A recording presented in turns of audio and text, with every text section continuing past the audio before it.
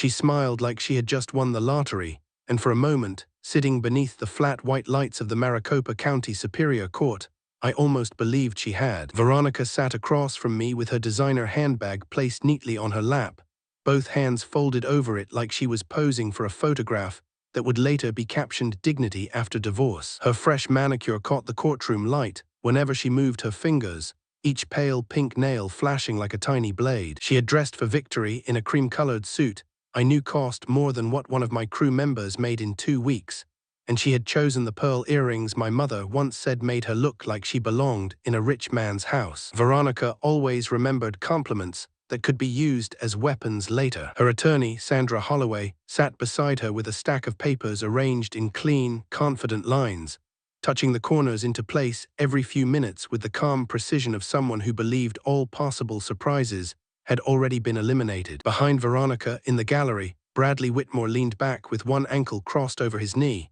pretending to check emails on his phone, pretending to be bored, pretending this was just an inconvenience before the real life he and my wife had planned could begin. He looked comfortable in a way only thieves look comfortable when they think the safe has already been emptied, and the police are still looking in the wrong direction. I sat on the other side with my lawyer, Roberto Valdez, and a pen in my hand that felt heavier than any shovel, pickaxe, or wheelbarrow I had carried in 12 years of building my business from dust. My name is Mateo Alvarez. I am 34 years old, and for most of my adult life, I made my living turning dry Arizona dirt into something wealthy people could photograph at sunset. I built patios, stone walls, courtyard gardens, irrigation systems, fire pits, pool borders, and desert landscapes that looked effortless only because men like me broke our backs making them look that way. I started with one truck that overheated on hills, one second-hand mower, one borrowed trailer, and a stubbornness my mother called either a blessing or a sickness,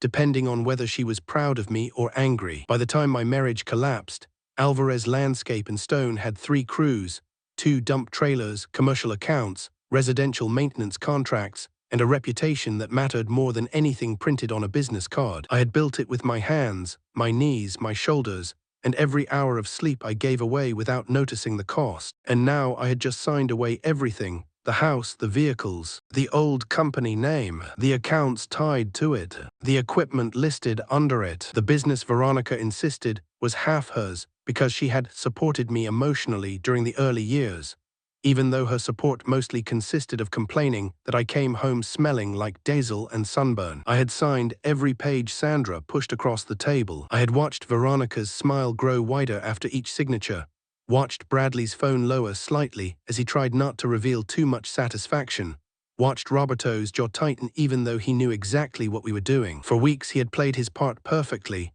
begging me in front of others to fight, telling my mother I was being too generous, telling my crew that divorce made good men stupid. He had sold the performance so well that even I hated him a little during some of those conversations, not because he was wrong, but because he looked so convincing while pretending to be helpless. My mother thought I had lost my mind. She had called me crazy in 2 languages, and then called my aunt in Tucson to ask if grief could make a man give his business to an unfaithful wife. My foreman, Rafael, had pulled me aside behind a stack of travertine pavers and asked if I needed a doctor, a priest, or a weekend away from everyone. Even my daughter, Lucia, only 7 years old, had begun watching me with those careful, frightened eyes children develop when adults think they are hiding pain, but are actually leaving it all over the house like broken glass. Everyone thought I was surrendering. Veronica thought so too. That was why she smiled. Then Roberto slid a sealed folder across our table to the court clerk, and the clerk carried copies to the judge and to Sandra Holloway. Sandra opened hers casually,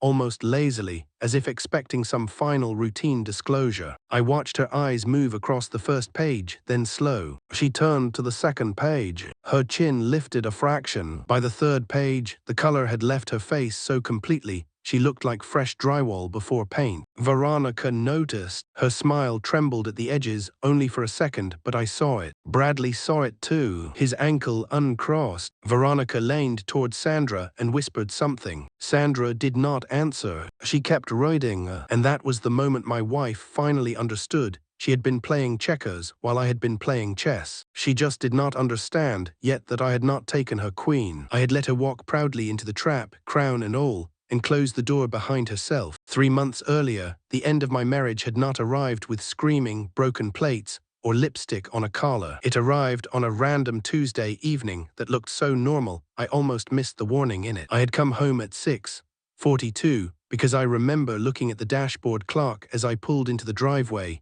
thinking I might still have time to shower before Lucia asked me to help with her spelling words. The day had been brutal. We had installed a retaining wall behind a house in Scottsdale, and the sun had sat on us all afternoon like a hand pressing down. My shirt was stiff with sweat. My boots were caked with clay. My hands smelled like stone dust, diesel, and the orange hand cleaner I kept in the truck, but never seemed to use enough of. I wanted a shower, a plate of whatever leftovers were in the fridge, 10 minutes with my daughter, and maybe the last 2 innings of a Diamondbacks game if the universe was feeling generous. Veronica was waiting at the kitchen table. That should have told me something. Veronica did not wait in kitchens. She passed through them. Kitchens were where she opened wine, inspected packages, criticized grocery brands, and told me the stainless steel appliances looked dated compared to what her friend Miranda had installed. But that evening she sat perfectly still with one glass of red wine beside her, and her phone faced on near her elbow. Her hair was smooth. Her makeup was done. She was wearing the gold bracelet I bought her on our 5th anniversary, the one she later said was sweet but not really her style. She looked prepared. That was the word that came to me even before she spoke. Prepared, like someone about to terminate an employee, and already sure security would escort him out. "We need to talk," she said. I almost laughed because those words are so ordinary in movies, but in real life they do not sound dramatic. They sound administrative, like a calendar notification, like a document that needs signing. I pulled out the chair across from her, but before I sat, she looked at my boots. "Can you at least take those off first? I just had the floors cleaned." There were no visible marks on the floor. Still, I stepped back, bent down, untied my boots, and left them by the back door. I remember that detail because later I would think about how obediently I did it, how easily I accepted correction from someone who had already decided to burn my life down. When I sat, she took a slow sip of wine. "I want a divorce," she said. Not "I think," not "I'm unhappy," not "maybe we should talk to someone."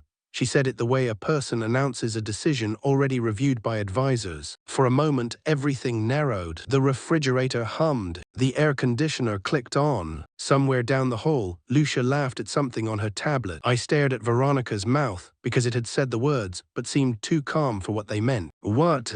"I want a divorce, Matteo. I've felt this way for a long time. I've evolved and you haven't." Evolved. That was the word she used, like marriage was a species and I had failed to adapt. I tried to ask questions. At least I think I did. My voice sounded far away. She told me she was tired of carrying the emotional burden of being married to someone with limited vision.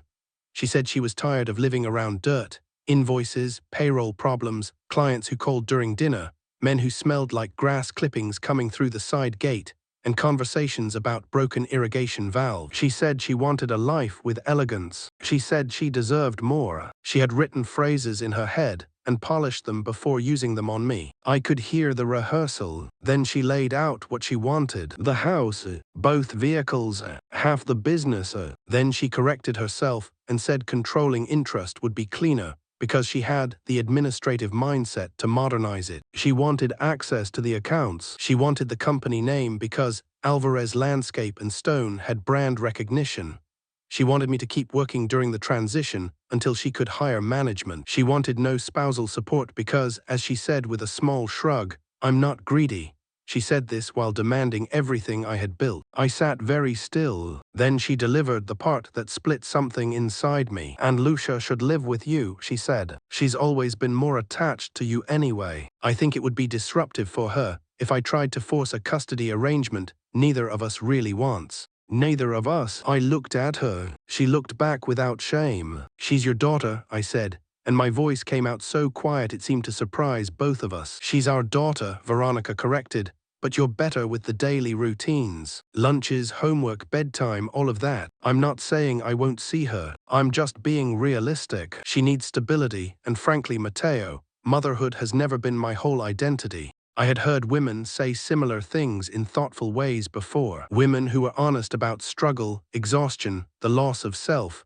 the unfairness of being expected to disappear into caregiving. That was not what Veronica meant. She was not confessing pain. She was declining responsibility. 7 years of bedtime stories, 7 years of fevers, school projects, missing shoes, birthday candles, scraped knees, swimming lessons, and small hands reaching for hours in parking lots. 7 years, and she spoke about Lucia as if she were an item better left with the parent who already knew where it belonged. I do not remember standing. I only remember suddenly being at the sink, gripping the counter so hard my palms hurt. Veronica kept talking. She had already retained Sandra Holloway. She wanted everything handled cleanly. She did not want drama. She hoped we could be mature. Mature. That word almost made me turn around and throw the wine glass against the wall. But Lucia laughed again from the living room, and the sound kept me still. That night I slept in the spare room. Actually, I lay on top of the blanket and stared at the ceiling until dawn moved grey along the window blinds. Every hour I built a different version of myself in my head. In one version I screamed. In another I begged. In another I called Bradley Whitmore and demanded to know how long he had been sleeping with my wife. In another I took Lucia and drove until Phoenix disappeared in the rearview mirror. But when morning came, I made pancakes for my daughter and told her mommy was tired and not to bother her before school. I was still wearing the mask then. Not the smart mask. Not yet. Just the father mask. The one that keeps the house from collapsing before the child finishes breakfast. Roberto's office was above a bakery in Mesa, and the smell of sweet bread was always coming through the vents. He had known my family since I was 15.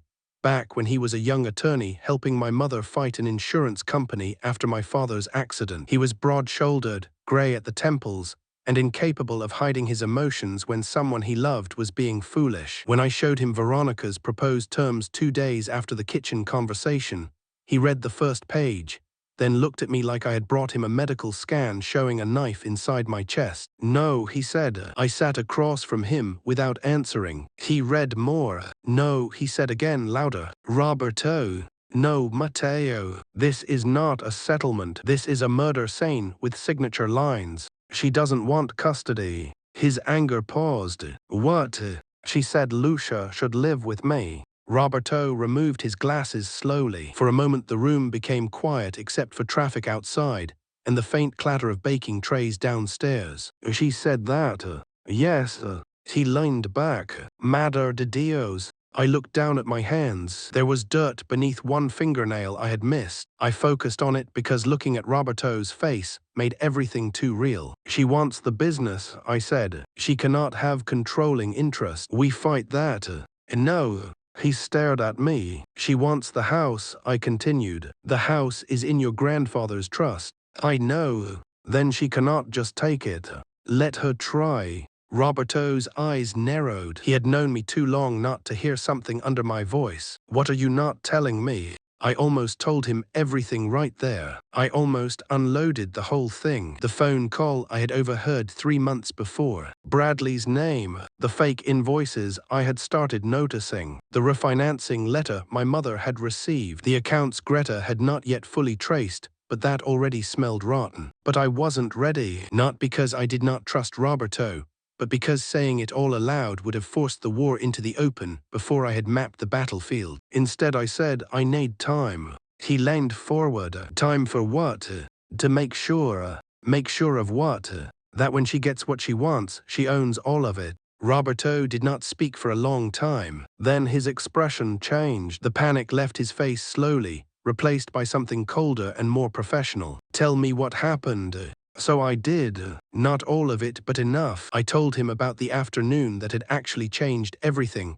3 months before Veronica announced the divorce, a monsoon storm had rolled toward Phoenix faster than expected, turning the sky green-gray and filling the air with that sharp metallic smell desert rain gets before it hits. We had been working on a backyard in Paradise Valley, but the client panicked about flooding and asked us to stop until the storm passed. I sent the crew home early, drove back before anyone expected me, and entered through the garage carrying my boots in one hand because they were muddy enough to ruin the rugs Veronica loved more than most people. That was when I heard her laugh. It came from the living room. Low, warm, intimate.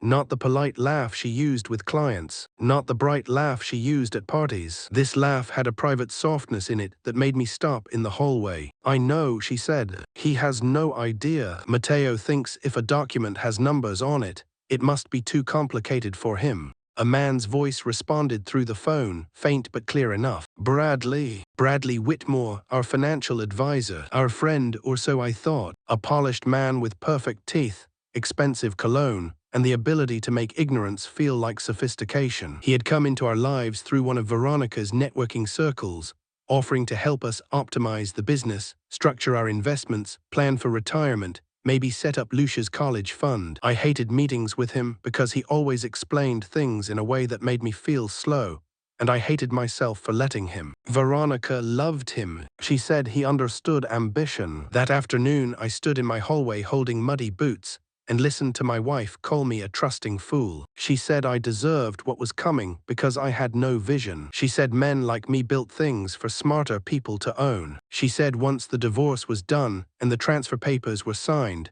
Bradley would help turn the company into something scalable. She said after that they could finally stop pretending. I did not confront her. That was the hardest thing I had ever done up to that point. I walked backward silently, put my boots back on in the garage, got into my truck, closed the door, sat there while the first fat drops of rain hit the windshield. I sat for nearly an hour, not moving. At first I felt rage, then shame, then fear, then something else, something so quiet I almost did not recognize it. Discipline. Landscaping teaches you patience if you let it. Stone teaches it better. You cannot bully a wall into lasting. You cannot rush drainage. You cannot pretend bad soil will hold roots just because you want it to. You study. You dig.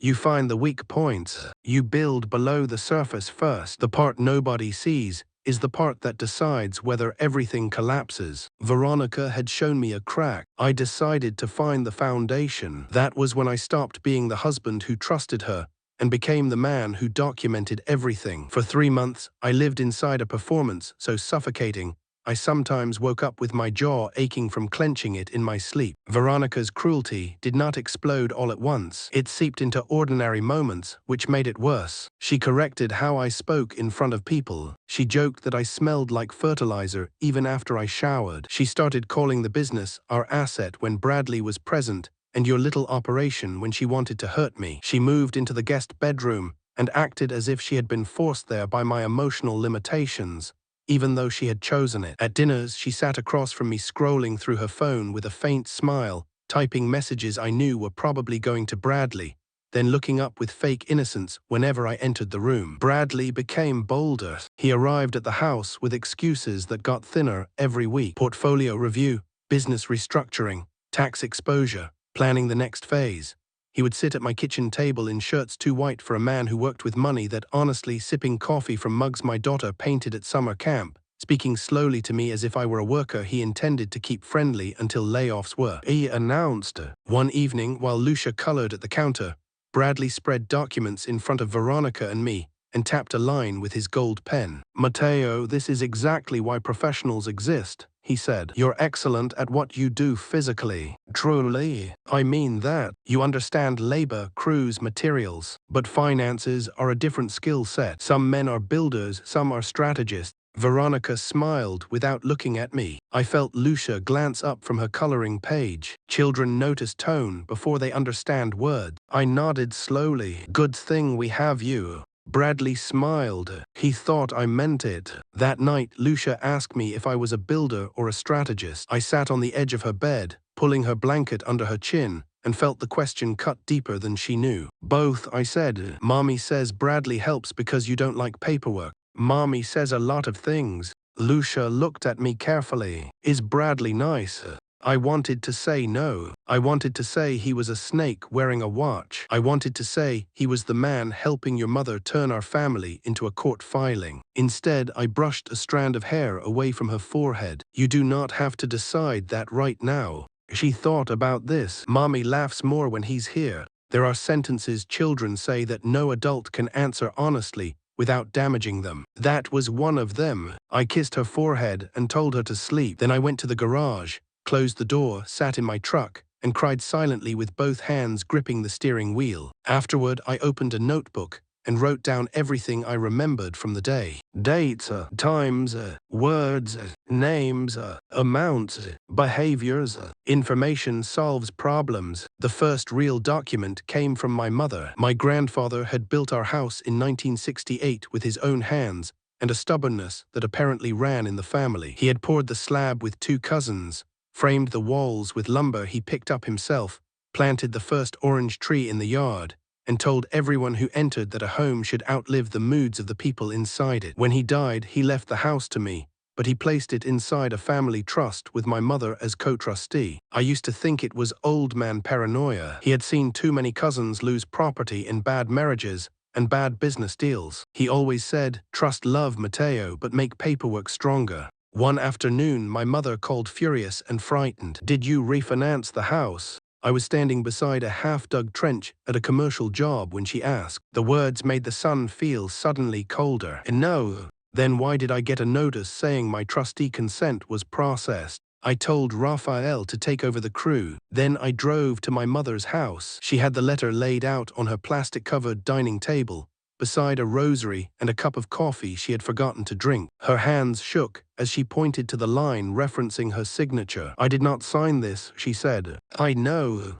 Her eyes sharpened immediately. My mother had raised 4 children, buried 1 husband, survived 2 recessions, and negotiated with contractors who thought widows were easy targets. She knew fear, but she hated being treated like a fool. "Who did this?" "I don't know yet." "You know something." "I know enough to be careful." She studied me for a long time. Then she sat back. "Veronica." I said nothing. My mother crossed herself. Then she started swearing in Spanish so creatively that for one absurd moment I almost laughed. Roberto brought in Greta Lindholm 2 days later. Greta was 63, with grey hair pinned tightly at the back of her head, pale blue eyes, and the calmest voice I had ever heard from someone discussing felony-level fraud. She looked like she should be correcting grammar in a library, but Roberto described her as the best forensic accountant in Arizona and said she had once made a hedge fund manager cry during deposition without raising her voice. She met us in Roberto's office, listened to the facts, asked 12 precise questions, and then said, "I'll need access to everything." "Everything?" I asked. "Everything you have, and everything you were not supposed to see." That was how the digging began. For 2 weeks, Greta worked through bank statements, vendor records, payroll reports, loan documents, credit card charges, refinancing paperwork, email metadata, old investment statements, and digital transaction trails. She moved through numbers like she was reading weather patterns. Every time she called, her voice was calm, which somehow made the discoveries worse. The first fake vendor was Sonoran Materials Consulting. No website, no physical address, no business license. Yet Alvarez Landscape and Stone had paid them $48, $0 over 11 months. The second was Clearwater Project Advisors, another ghost. Then Desert Forward Holdings, then Iron Mesa Logistics. By the end of week 1, Greta had found more than $320, $0 transferred out through fabricated invoices. The money did not vanish all at once. Bradley was too disciplined for that. It bled slowly. 8,000 here, 15 there. Consulting fees, equipment rentals, project deposits, administrative costs, amounts small enough to hide inside a growing business run by a tired man who trusted his wife to handle the paperwork. Then came the refinancing, a hard money lender, fast approvals, weak verification, inflated property valuation, forged signatures from me and my mother, loan proceeds of $280, $0 routed through accounts Bradley controlled. When Greta showed me the summary, I did not feel rage first. I felt humiliation. That surprised me. The numbers were horrifying, yes, but beneath them was the knowledge that Bradley had been right about one thing. I had not been watching. I had been so busy working that I mistook exhaustion for trust. I thought providing for my family meant earning money. I forgot that protecting a family also means knowing where the money goes. Greta seemed to understand without being told. Fraud like this depends on emotional labor, she said, sliding a spreadsheet toward me. The victim is usually working, grieving, caregiving, or trying to preserve peace. Predators do not need stupidity. They need fatigue. That sentence stayed with me. Predators do not need stupidity. They need fatigue. Veronica had known exactly how tired I was. The deeper Greta looked, the uglier it became. Bradley had done this before. 5 years earlier, a widow in Scottsdale named Evelyn Porter filed a complaint with the state regulatory board after losing nearly $180.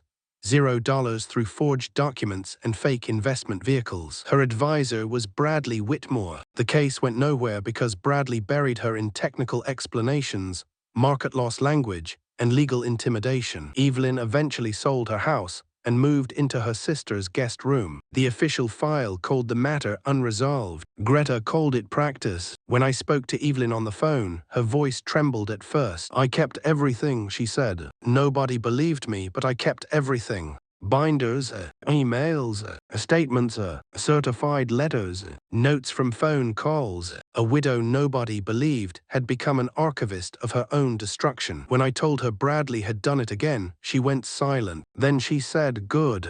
Not because she was glad I had been hurt, because finally, after 5 years of being dismissed as confused, bitter, or financially ignorant, someone else had seen the same monster. There were other victims or near victims. A retired mechanic, a divorced dentist, a small business owner in Tempe who backed out just before signing paperwork because his daughter got suspicious. Bradley had a pattern. He found people with assets and emotional blind spots. He made himself necessary. Then he made their money move. Veronica was not merely his lover. She was his assistant. That realization took longer to accept. I wanted to believe she had been manipulated. Some weak part of me needed that version because it allowed the woman I married to still exist somewhere beneath greed. But Greta found texts, not all of them at first, but enough through cloud backups and business account communications. Veronica approving transfers. Veronica asking whether specific invoices looked too obvious.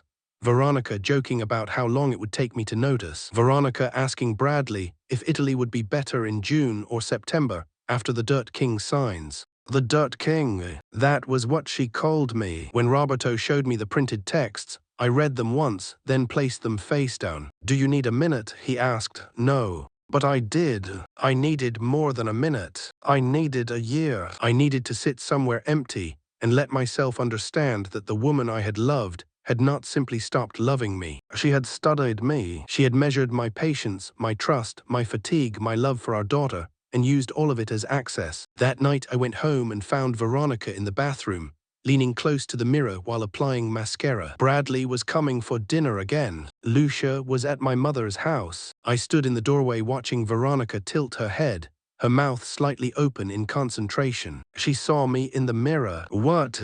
"Nothing. You're staring." "I was thinking." "That's new." She smiled faintly at her own cruelty and went back to her mascara. I should have hated her then. Maybe part of me did, but another part watched her and remembered her at 25, laughing barefoot in my first apartment, eating tacos from paper plates because we could not afford furniture yet. I remembered her holding Lucia the day she was born, crying so hard she could barely speak. I remembered the version of her I had trusted, and the grief of losing that version hurt worse than the fraud. Bradley arrived at 7 with a bottle of wine, and his silver Lexus parked in my driveway like a signature. During dinner, he talked about expanding Alvarez Landscape into a regional lifestyle brand, and how Veronica had the polish to represent the company better than I did. "You're the origin story," he told me, smiling. "That has value, but every company outgrows its founder eventually." Veronica looked down at her wine to hide her smile. I took a bite of chicken and chewed slowly. "Maybe." He leaned closer. "That's mature of you, Mateo. Some men can't let go." "I'm learning." He thought I meant surrender. I meant patience. The middle weeks were the worst because nothing dramatic happened and everything hurt. Veronica moved through the house like she already owned my absence. She started measuring the living room for new furniture. She told Lucia that after the divorce, Mommy might travel more because she deserved to rediscover herself. Lucia asked if she could come. Veronica replied, "Maybe when you're older," without looking up from her phone. Lucia's face tightened in the small way children try not to cry when they do not understand why they were rejected. I saw it. I saw everything. At school pickup, Lucia became quieter. Her teacher, Mrs. Hammond, asked if things were okay at home. I almost lied automatically, then stopped. "We're going through something," I said. Mrs. Hammond nodded with the careful sadness of someone who had seen children carry adult wreckage before. At home, Lucia started packing toys into a backpack every night, just in case. She slept with 3 stuffed animals instead of 1. She asked twice whether I would forget her if I had a new house. She stopped asking Veronica to read bedtime stories after Veronica said she was too drained to perform motherhood every night. One Saturday morning, Lucia drew a picture at the kitchen table. 3 people stood beside a house. One was me. One was Lucia. The third figure, smaller and farther away, had yellow hair and no face. "Is that Mommy?" I asked. Lucia pressed the crayon too hard until it snapped. "Oh, she's busy."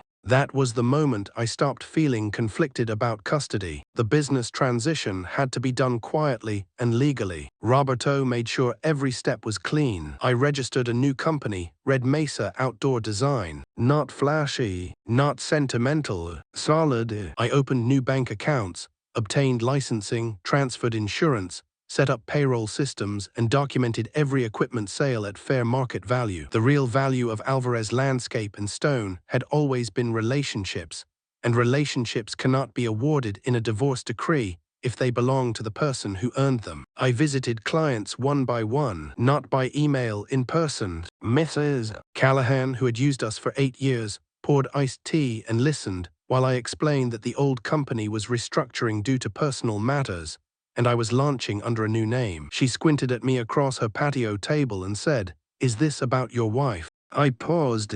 "I'd rather not speak badly." "That means yes.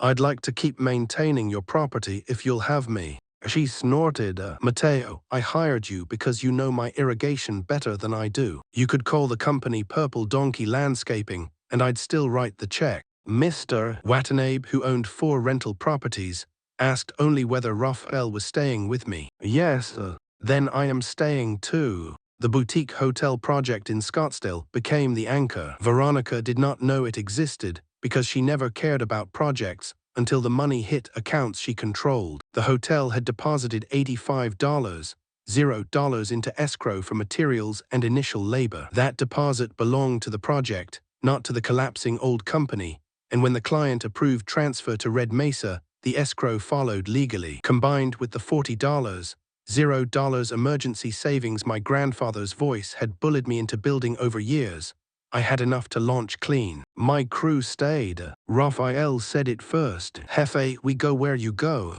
Some men said it with anger, some with loyalty. One cried a little and pretended dust got in his eyes. I had paid them fairly, covered missed hours when their children were sick, helped one of them repair a transmission, attended baptisms and funerals, and never once asked them to do something I would not do myself. Veronica thought a business was a name on paper. Bradley thought it was numbers in accounts. They were both wrong. A business is trust moving through hands. Meanwhile, Veronica spent money she did not have yet. She put a deposit on a luxury condo. She ordered furniture. She booked consultations with an image consultant because she wanted her post-divorce look to feel elevated.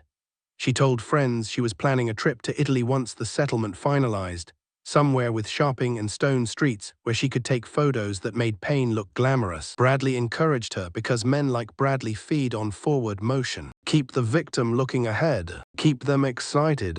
Keep them from checking the floor beneath their feet. Mediation became theater. Sandra Holloway presented demands. Roberto objected with believable outrage. I stared at the table like a defeated man. Veronica crossed her legs and watched me with practiced pity. At the second session, she leaned toward me during a break and said, "I hope someday you understand this is for the best." I looked up. "For who?" She sighed. "Don't do that. Don't make yourself the victim. You had years to become more than this." "More than what?"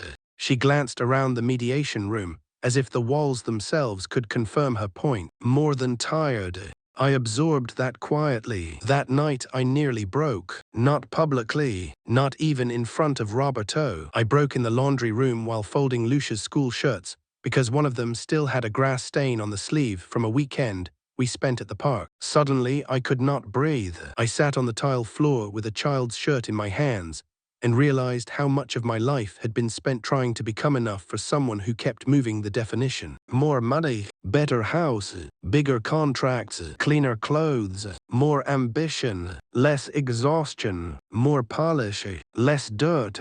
I had mistaken her dissatisfaction for a challenge. It was actually a hunger, and hunger, like Veronica's, does not end when it is fed. It expands. The final week before court felt like living inside a storm shelter, while hearing the wind gather above ground. Greta finalized the report. Roberto filed a sealed motion with the court to be opened at the final hearing after signatures. Detective Alina Salinas from the County Financial Crimes Unit agreed to attend quietly. Evelyn Porter prepared her old binders. Bradley's wife, Nina Whitmore, received an anonymous packet showing transfers, hidden accounts, and photographs of her husband with Veronica at a resort restaurant in Sedona. I did not send it personally. I did not ask who did. Some truths travel because gravity wants them lower. 2 nights before court, Lucia woke from a nightmare. I heard her crying before she called me. When I entered her room, she was sitting upright, clutching the faceless doll she still carried from toddler years. "Daddy, if Mommy goes away, will I have to go too?" I sat beside her. "No, Major. What if the judge says I have to?" "The judge will not say that." "How do you know?" I looked at her small face in the dim nightlight glow and understood that she needed certainty more than honesty's full complexity. "Because I will not let go of you." She crawled into my lap like she had when she was younger, all elbows and knees and trembling trust. "Mommy said sometimes people need different lives." "Yes. Do you need a different life?" I held her tighter. "I need a life with you in it." She fell asleep against me 20 minutes later. I stayed there until my back cramped and my legs went numb. Then I carried her gently back under the blanket, closed the door halfway, and stood in the hall listening to the quiet house. Veronica's guest room door was closed. Light glowed underneath it. I heard her laugh softly at something on her phone. The next morning she told me Bradley thought we should sell my grandfather's orange tree because it made the backyard look too sentimental. I said nothing. By then silence had become a blade I kept sharpening. The courthouse morning came beige, dry, and merciless. Maricopa County Superior Court smelled like paper, old coffee, floor wax, and lives being divided into folders. I arrived early wearing dark jeans, a pressed shirt, and the boots I usually saved for client meetings, clean enough for court but still mine. My mother sat in the gallery with Lucia beside her. She had promised not to curse in Spanish during proceedings unless absolutely necessary. Roberto had told her no courtroom ever agreed with a grandmother's definition of necessary. Veronica arrived 10 minutes later. She looked radiant. That word hurt because it was true. She looked beautiful in victory. The cream suit, the handbag, the calm mouth, the eyes bright with the future she believed she had purchased using my surrender. Bradley entered behind her and sat 2 rows back, not too close, not too far. The careful distance of a man who wanted access without implication. Sandra Holloway greeted Roberto with professional warmth, but her eyes flicked once to the folder on our table. She had been suspicious for weeks. Good lawyers can smell imbalance, but greed makes clients deaf, and Sandra had been paid to execute Veronica's wishes, not save her from them. Judge Camila Ortega took the bench at 9:03. She was in her 60s, sharp-eyed, with the tired patience of someone who had watched people confuse punishment with justice for decades. She reviewed the case file, confirmed identities, and began reading the settlement into record. House and related property interests awarded to Veronica Alvarez. Business assets of Alvarez Landscape and Stone awarded to Veronica Alvarez. Vehicles awarded to Veronica Alvarez. Full physical custody of minor child Lucia Alvarez awarded to Mateo Alvarez. No spousal support. No continuing claim by Mateo Alvarez against listed transferred assets. Veronica said yes to each term clearly. I said yes too. Sandra slid papers over. Veronica signed quickly, eagerly, barely reading. Every signature made her smile more certain. Bradley leaned back. My mother whispered something under her breath that made Roberto cough into his hand to hide a laugh. Then I signed. House, business, vehicles, the poisoned gifts. When the last signature dried, Veronica looked at me across the table and smiled softly. Not cruelly exactly. Worse, pityingly. Like I had been too simple to understand my own loss. Roberto rose. Your Honor, before final entry, my client submits documentation concerning newly discovered financial irregularities affecting the assets just transferred. The room changed temperature. Sandra accepted the folder from the clerk. She opened it. Page 1, Forensic Accounting Summary. Page 2, Fake Vendor Transfers. Page 3, Tracing to Accounts Controlled by Bradley Whitmore. Page 4, Refinancing Documents. Page 5, Signature Analysis. Page 6, Debt Valuation. Page 7, Business Liability Report. By page 8, Sandra's confidence was gone. Veronica leaned toward her. What is that? Sandra did not answer. What is that? Veronica repeated louder. Judge Ortega read silently. The courtroom held still around her. Bradley stood, not dramatically. He simply rose, adjusted his jacket, and began walking toward the exit. Detective Salinas stood too. She reached the door before he did. Mr. Whitmore, she said pleasantly, I'd appreciate a few minutes of your time. Bradley's face emptied. It was the first honest expression I had ever seen on him. Veronica turned in her chair. Their eyes met. For 1 second, she looked at him like a woman waiting to be rescued. He looked back like a man calculating whether pushing past a detective would make things worse. No love, no loyalty, no shared future, just risk assessment. That was the exact moment Veronica lost him. Sandra closed the folder slowly. Her professional mask returned, but now it was colder. Your Honor, she said, I need a moment with my client. Judge Ortega looked over her glasses. You may have 2 minutes. Sandra leaned close to Veronica and spoke too quietly for most people to hear. But I saw Veronica's face as each sentence landed. Confusion first, then denial, then anger, then fear. No, Veronica whispered. That's not right. Sandra continued. No, Veronica said again, louder. Bradley handled those accounts. Sandra's mouth tightened. He said they were clean. Sandra removed her hand from Veronica's arm. The abandonment was subtle but unmistakable. Sandra stood. Your Honor, given the nature of these allegations and potential conflicts related to criminal exposure, I may need to withdraw from representation after today's civil matter concludes. Veronica stared at her. What? Sandra did not look down. Judge Ortega nodded once. Noted.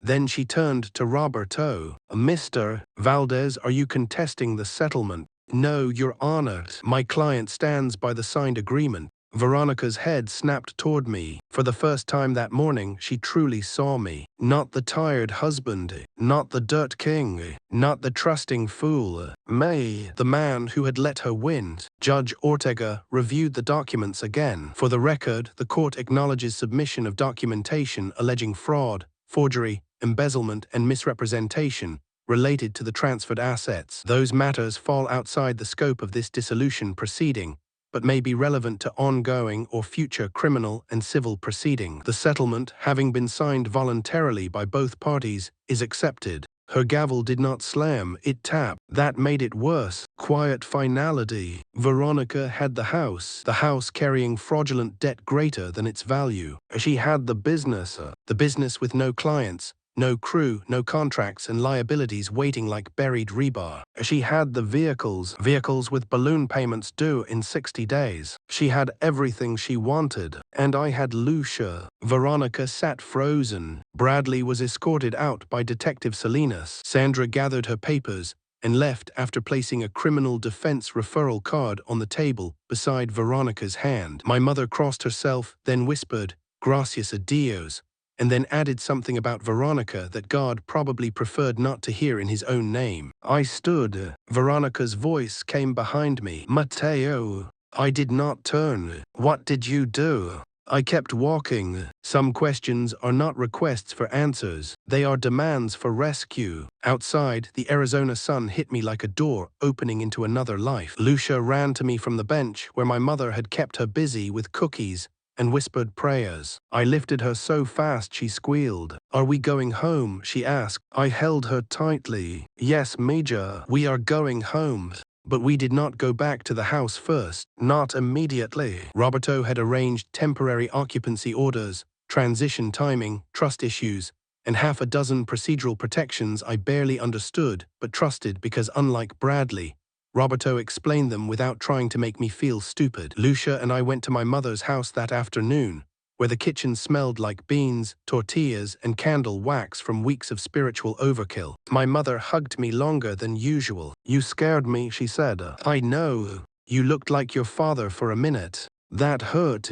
She knew it did. Then she touched my face. "But you acted like your grandfather." That healed nothing, but it steadied something. The aftermath did not feel like victory. People think revenge ends with a clean emotional release, like music swelling in a movie. It does not. It leaves paperwork, phone calls, court dates, child therapy appointments, questions from school, nights when your daughter asks why mommy does not call as much, mornings when you open a drawer and find something that belonged to your marriage and stand there too long holding it. Bradley was arrested on multiple counts of fraud, forgery, theft, and elder financial exploitation. Evelyn Porter's case reopened. Nina Whitmore filed for divorce and sued him for misusing family assets. Veronica tried to claim she had been manipulated, but Greta's files and recovered messages told a different story. She eventually took a plea deal to avoid prison, cooperating against Bradley. She testified, "I did not attend." Roberto said she cried on the stand. "I did not ask whether the tears seemed real." The house became a legal knot. The lender came calling. The trust fought back. Veronica discovered that owning something and controlling it were not the same thing. The vehicles were repossessed. Alvarez Landscape and Stone dissolved under debts she had insisted on accepting. Her sister found out about the stolen inheritance money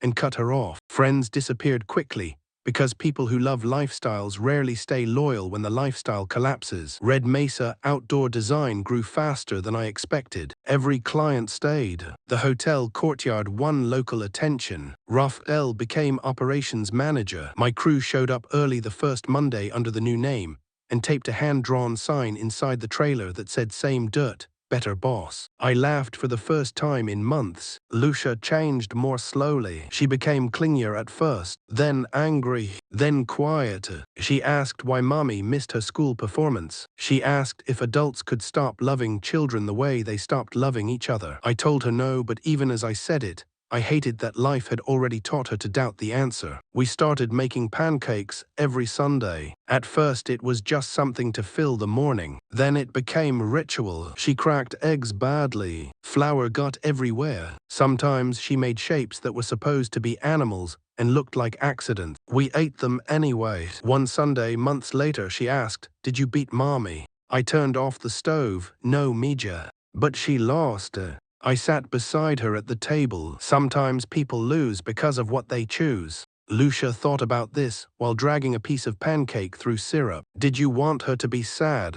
The honest answer was complicated. The father answer mattered more. "I wanted you safe." She nodded as if that made sense, but I could see it was not enough. Children want moral math to balance cleanly. Adults know it rarely does. Years from now, maybe Lucia will understand. Maybe she will be angry with me for the trap I set. Maybe she will be grateful. Maybe both. I do not get to control that. I only get to live with what I did and why I did it. Veronica wanted everything. She got it. That is the part people like because it sounds like justice. But the truth is colder than that. The truth is that by the time she got everything, there was almost nothing left of the life we had promised each other. No marriage, no trust, no family dinners, no shared school mornings, no version of Lucia untouched by adult betrayal, no version of me who could ever again confuse silence with peace. I survived. My daughter stayed with me. My business lived. But survival is not the same as being whole. It is only proof that something in you refused to die when the rest burned. Some mornings, before the crews arrive and before Lucia wakes, I stand outside in the first pale heat of the Arizona day and look at the trucks lined up under the Red Mesa logo. I think about stone walls and drainage and the quiet work beneath the surface. I think about my grandfather saying paperwork is stronger than trust. I think about Veronica smiling in court like she had won the lottery. And I remember the exact second that smile disappeared. I do not smile back at the memory anymore. I just get in the truck, start the engine and go to work. Because dirt still needs moving, walls still need building, and some ruins cannot be repaired. They can only be left behind, stone by stone, until distance becomes the only mercy available. In the months before the final hearing, the strangest part of living with Veronica was not the open hostility. Open hostility would have been easier. It was the way she rationed kindness like medication, giving me just enough to keep me uncertain, and then withdrawing it before I could rest inside it. On Monday morning, she would leave a cup of coffee on the counter and say, almost gently, that she hoped my early job went well. On Tuesday night, she would correct my grammar in front of Bradley and laugh when he smiled. On Wednesday, she would send me a text asking whether I could pick up Lucia because she was overwhelmed, adding a heart emoji like we were still a team. On Thursday, she would tell her friend on speakerphone that I was emotionally limited but reliable, which in her new vocabulary meant useful. On Friday, when Lucia spilled juice on the breakfast table, Veronica would sigh and say, "This is why I cannot breathe in this house," as if a 7-year-old's accident was proof she had been imprisoned by mediocrity. Those small moments wore me down more efficiently than any single fight. Every day gave me a new opportunity to doubt myself. Maybe I had been too absent. Maybe 12-hour workdays had left her lonely. Maybe she had found Bradley because I had left too much empty space in the marriage. Maybe ambition had become a language she spoke, and I had refused to learn. The mind of a betrayed person is not clean. It searches for ways to make the betrayal less senseless, and the easiest way to do that is to volunteer yourself as the cause. I would stand under the shower after work, hot water running brown with dust at my feet, and imagine all the nights I came home too tired to ask about her day, all the dinners when I answered client calls, all the anniversaries where I bought flowers but fell asleep before dessert. Shame has a talent for sounding reasonable. It told me that if I had been better, Veronica might not have become cruel. It told me that if I had watched the money more closely, Bradley could not have taken it. It told me that a smarter man would not have needed Greta, Roberto, sealed motions, and 3 months of acting just to defend what should have been obvious. Then Veronica would do something that burned away the doubt. One evening, Lucia came home from school carrying a permission slip for a field trip to the botanical gardens. She ran into the kitchen waving it, excited because her class was going to learn about desert plants, and she wanted me to come as a chaperone because, in her words, "Daddy knows which cactus are mean." Veronica was standing at the island scrolling on her phone. Bradley was there too, leaning against the counter, drinking sparkling water from a glass he had taken from our cabinet without asking. Lucia held the paper up to her mother first, because children keep offering love to the parent pulling away, hoping repetition will fix distance. "Mommy, can you come too?" Veronica did not look up. "I have appointments. It is next Friday." I said, "I have appointments." Lucia's hand lowered slightly. Bradley smiled in that polished way of his. "Your dad is the plant expert, sweetheart. Mommy has bigger things to handle." Lucia looked at him, confused. "Like what?" Veronica finally looked up. There was irritation in her eyes, but she softened it into something almost maternal when she noticed me watching. "Adult things, baby. You will understand someday." Bradley added, "Some people build gardens. Some people build futures." I stood at the sink rinsing a glass that was already clean. Lucia looked from Bradley to me. "What does Daddy build?" The room held still. Veronica smiled faintly. "Your daddy works very hard." It sounded like praise. It was not. I dried my hands slowly and turned around. "I build things that stay," I said. Bradley chuckled. "Let's hope so." Lucia came to stand beside me, pressing herself against my leg, still holding the permission slip. That night she asked if futures were better than gardens. I told her futures needed gardens too. She accepted that because she trusted me, and I hated every adult in the house for making a child need an answer like that. Another time, Veronica invited 2 friends over for wine on a Saturday afternoon, while I was repairing a broken latch on the side gate. I could hear them through the open patio doors. She told them I was taking the divorce surprisingly well, as if my calmness were evidence I lacked emotional depth. One friend said, "Maybe he knows you're out of his league." Veronica replied, "I think deep down he always knew." They laughed softly, not loudly. Loud laughter might have acknowledged cruelty. This was worse. Polite laughter, social laughter, the kind that turns humiliation into shared taste. I kept tightening the screws on the latch. When I came inside, Veronica's friends smiled at me like I was a waiter arriving with the bill. "Mateo," one said, Veronica tells us you're being very cooperative. That's mature. I looked at Veronica. She lifted her glass slightly. I'm trying, I said. The friend nodded. Divorce can be so ugly when men get bitter. Veronica watched me over the rim of her wineglass, daring me to prove her right. I washed my hands, asked if anyone needed anything from the kitchen, and left. In the garage, I opened my notebook and wrote down the date, the names, the exact phrasing. Not because those women mattered legally. They didn't. I wrote it down because documentation had become the only way I could convince myself reality was real. When someone manipulates slowly, they do not just attack your life, they attack your memory. They make you wonder if you are exaggerating, if you are oversensitive, if the insult was actually harmless. So I wrote everything down. The notebook became a second spine. At work, the men sensed the pressure even when I said nothing. Rafael began arriving before me and checking the equipment twice. Miguel stopped joking about my tired face. Luis, the youngest on the crew, once caught me staring at a pallet of stone for so long he asked whether the pattern was wrong. I told him no, but the truth was I had been thinking about how stones did not lie. A bad stone did not pretend to be solid. A cracked stone showed its crack when you turned it in the light. People were harder. People smiled over dinner, touched your arm at church, kissed your daughter goodnight, and moved money through fake invoices while you slept beside them. The worst pressure cycle came 2 weeks before the hearing,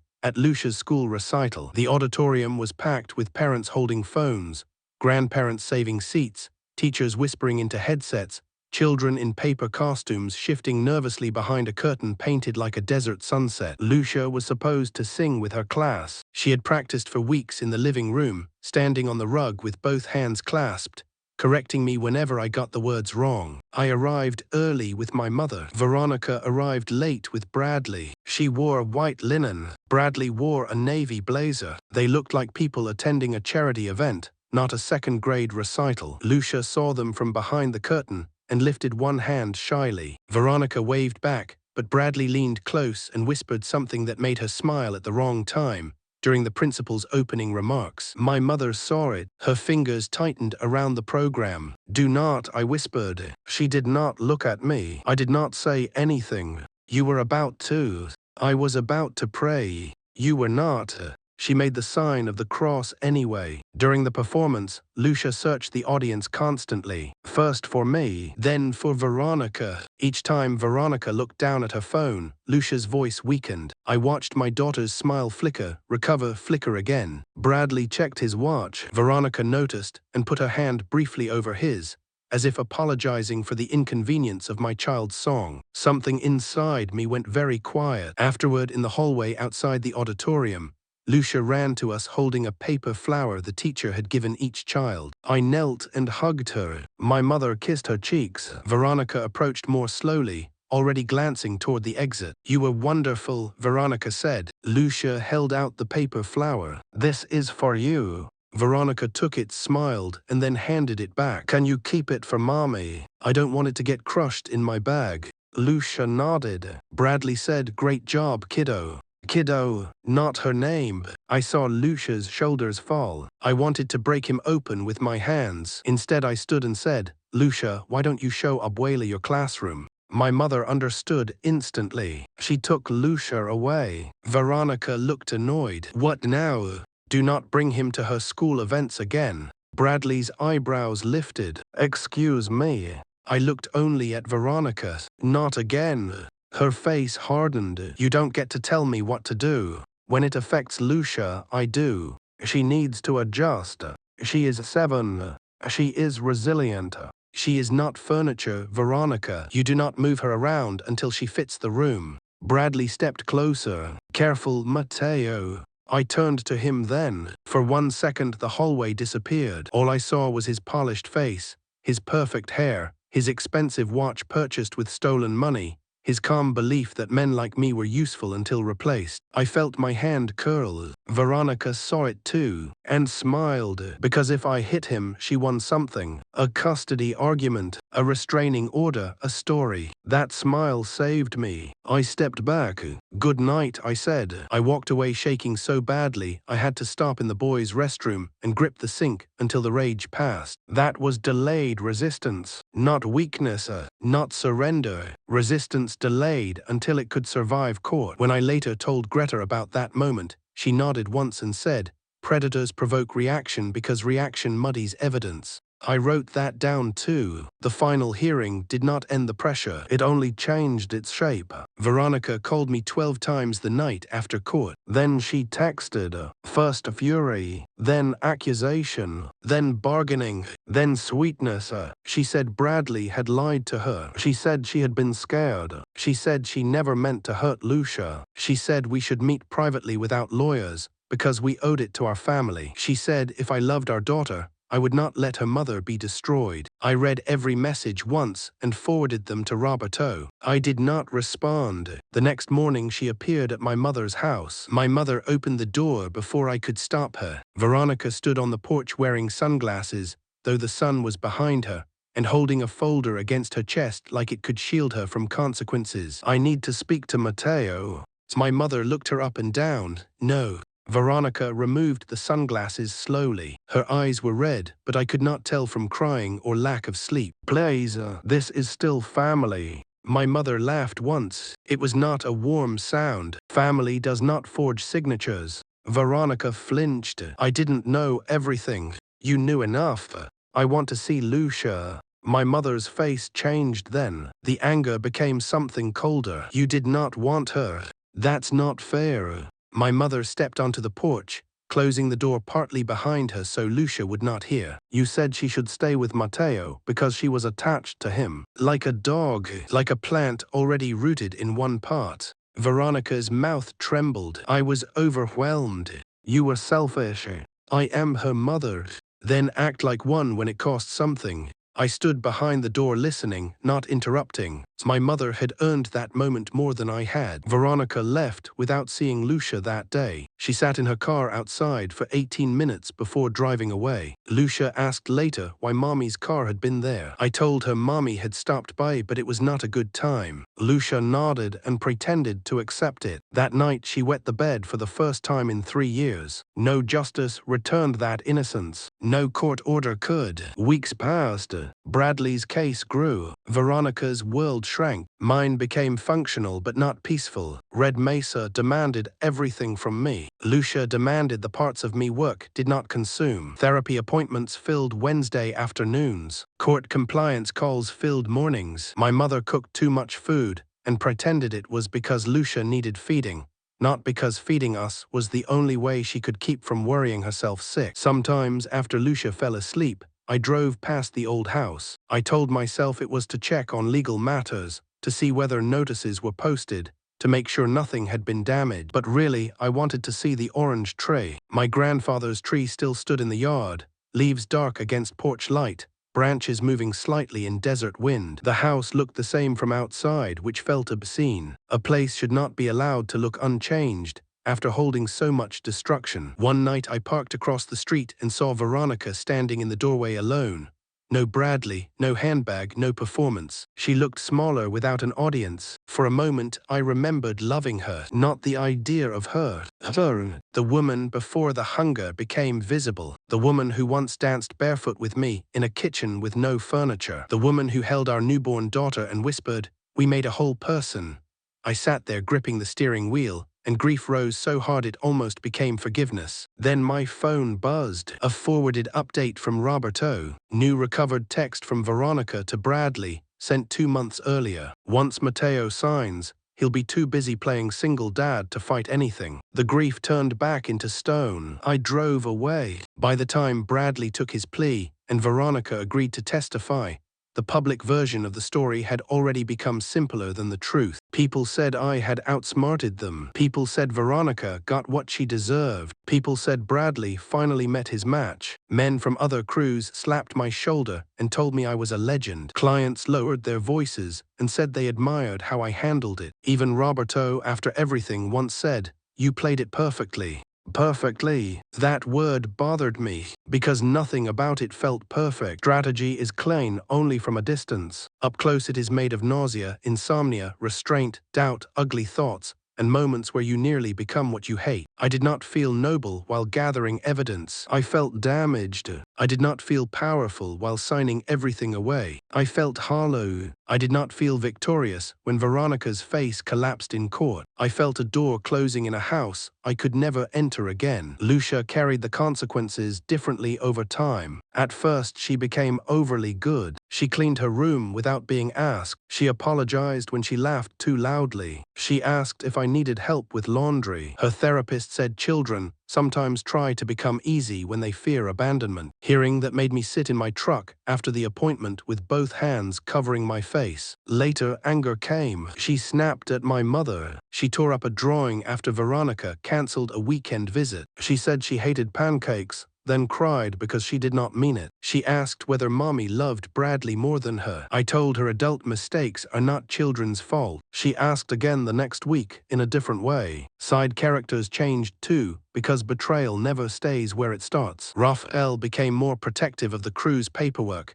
insisting we review every vendor before payment. My mother stopped trusting banks for a while and tried to convince me to keep emergency cash in coffee cans like her father did. Roberto became quieter with me, less teasing, more careful, as if he understood that surviving a legal war did not mean I wanted to hear war jokes. Even Evelyn Porter changed. She visited one of our job sites months later, a small woman in a blue cardigan standing beside a half-finished stone path, and thanked me in person. Her hands shook when she held mine. I thought I was stupid for 5 years, she said. You weren't. I know that now. She looked at the stones we were laying. Does that feeling go away? I knew exactly what she meant. No, I said, but it gets quieter. She nodded, disappointed but grateful for the truth. The coldest part came almost a year later, when Veronica requested a supervised visit with Lucia after months of inconsistency. The meeting took place at a family services office with beige walls and toys that had been cleaned too many times. Veronica arrived without makeup. Her hair was shorter. She looked older but not softer. Lucia stood beside me gripping my hand. When Veronica saw her, she began to cry. Lucia did not move. Baby, Veronica whispered. Lucia looked up at me first. That glance ended something. Not legally, not dramatically, but permanently. Veronica saw it too. Her face folded inward as if struck. For the first time, I think she understood that custody was not the same as trust, and biology was not the same as safety. The visit lasted 40 minutes. Lucia answered questions politely. School was fine. Soccer was fine. Pancakes were still sometimes shaped badly. Veronica tried to touch her hair once, and Lucia leaned away before she could stop herself. Veronica withdrew her hand and placed it in her lap. Afterward, in the parking lot, Lucia asked if she had been mean. No. She looked sad. Yes. Do I have to make her feel better? I crouched in front of her. No, Mija. That is not your job.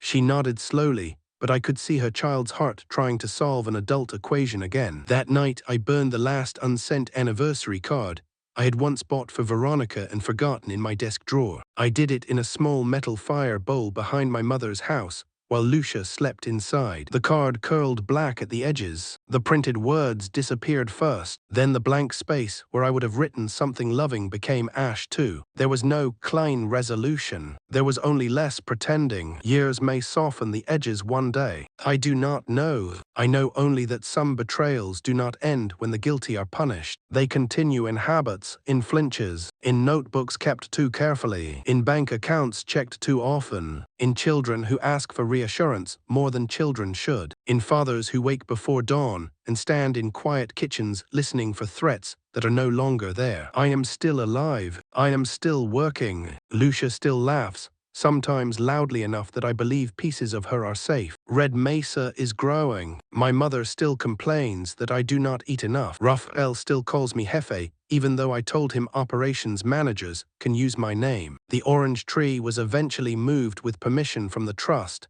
and replanted behind my new place. It survived, though one side of it never filled in right after the transplant. That seems honest. Survival with a missing side. That is the real ending, if there is one. Not revenge, not triumph, not a courtroom gasp or a villain's downfall. Just a man, a child, an old tree, and a life rebuilt with visible seams. Veronica wanted everything and inherited wreckage. Bradley wanted control and found prison walls. I wanted my daughter safe and learned that safety is not the same as innocence. Sometimes I still think about the courtroom smile, the manicure, the handbag, the way Veronica looked at me as if I had lost, because she had won every asset on paper. I think about how badly people misunderstand ownership. You can hold a title to a house and still have no home. You can own a company and have no workers. You can win the argument and lose the child who once reached for you without hesitation. I go to work anyway. I lay stone. I check drainage.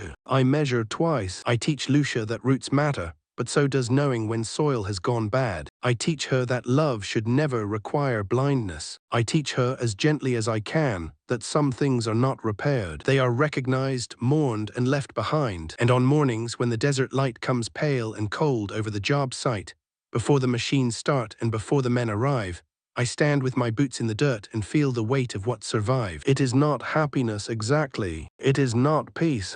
It is something harder, something quieter, something that does not smile for anyone. It is the knowledge that I walked through the fire without handing my daughter to it. That has to be enough, because some losses do not give back what they take. They only leave you standing in the ash, holding the one thing you refuse to let burn.